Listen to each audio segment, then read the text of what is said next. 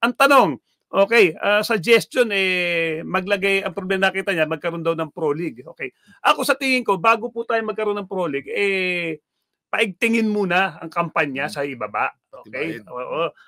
Like for example, sa grassroots, kami po katatapos ang unang aming Valenzuela Olympics, no? Wala kaming basketball women's dahil kukulang pa yung mga tinanong namin yung mga hindi pa makapagbuo. Merong mga ibang barangay, pero not all barangays.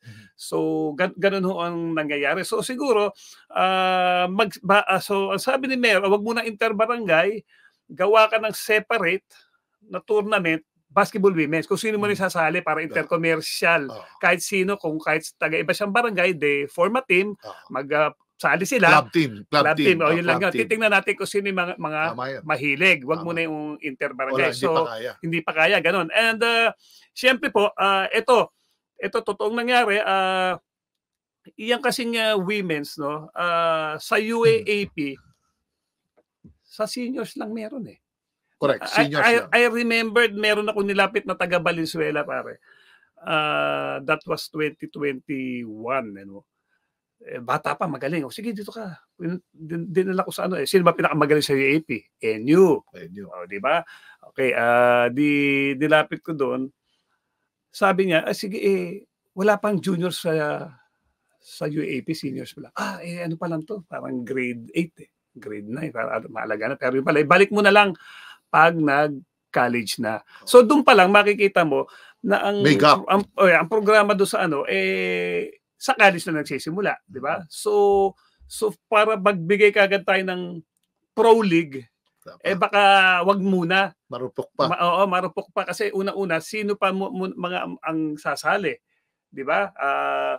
For example din, pag nagba-basketball clinic po kami sa Valenzuela, which happens twice a year.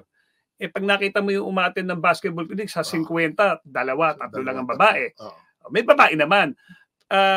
Hanggang doon lang, gusto lang sumali, pero kukunti yung mga ino-offer mo na para sa kanila. So, ang maganda po diyan is para maganda yung awareness sa basketball. Although number 1 ang basketball sa atin, pagdating kasi sa women's, pare, di ba? Kulang ang pagbibigay ng importansya sa women's basketball. And let's face it, pare, medyo kulang tayo sa women's. Okay?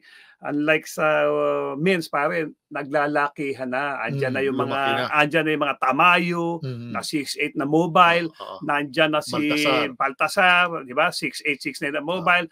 Sensation na Lasal, Kiambao, mga 6'7 na mobile, di ba? Nandun na Lumaki na. Naglakihan na. At nung araw kasi, pag sinabi mo 6'7, 6'9 ka, ang tawag sa bano ngayon, magagaling Okay, nakikita ko na. At marami pang iba na hindi pa ganong nakikita ng mga tintalakay sa eskwela na medyo